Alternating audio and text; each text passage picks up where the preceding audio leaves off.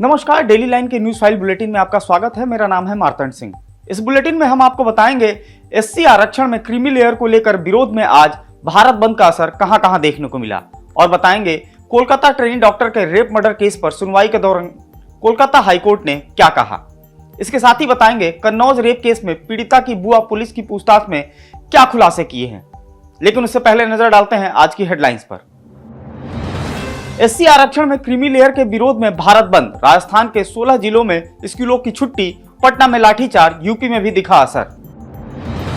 Kolkata trainee doctor rape murder case में Kolkata high court ने की सुनवाई। याचिकाकर्ता ने राज्य सरकार पर लगाया पूर्व प्रिंसिपल को बचाने का आरोप, कहा एसआईटी बनाना केवल दिखावा।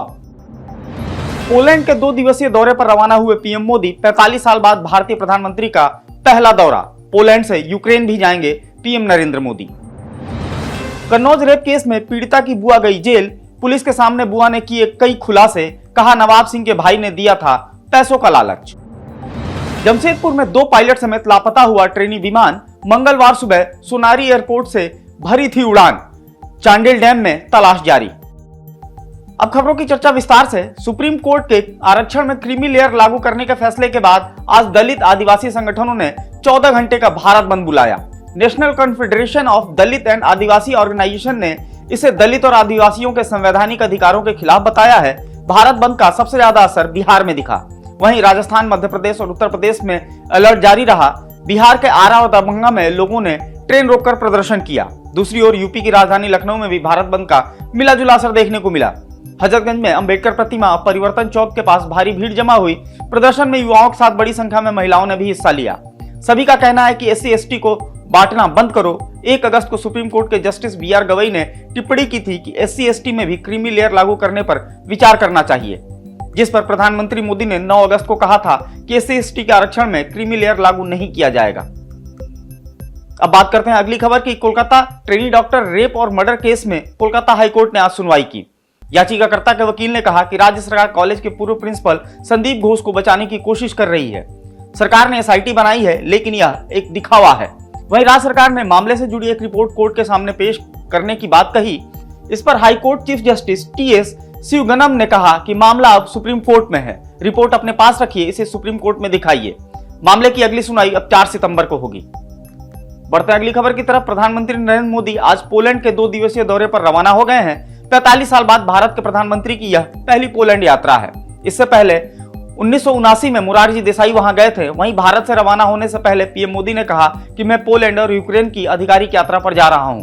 पोलैंड के साथ राजनयिक संबंधों के 70 साल पूरे होने के मौके पर मेरी ये यात्रा हो रही है। पीएम मोदी ने यूक्रेन दौरे को लेकर कहा कि वो शांति से जंग के समाधान पर राष्ट्रपति जेलेंस्की के साथ अपने विचार साझा करने के लिए बेचैन है। विदेश मंत्रालय के मुताबिक पीएम मोदी 21-22 अगस्त तक पोलैंड के दौरे पर रहेंगे। इसके बाद वे ट्रेन से यूक्रेन के लिए रवाना होंगे।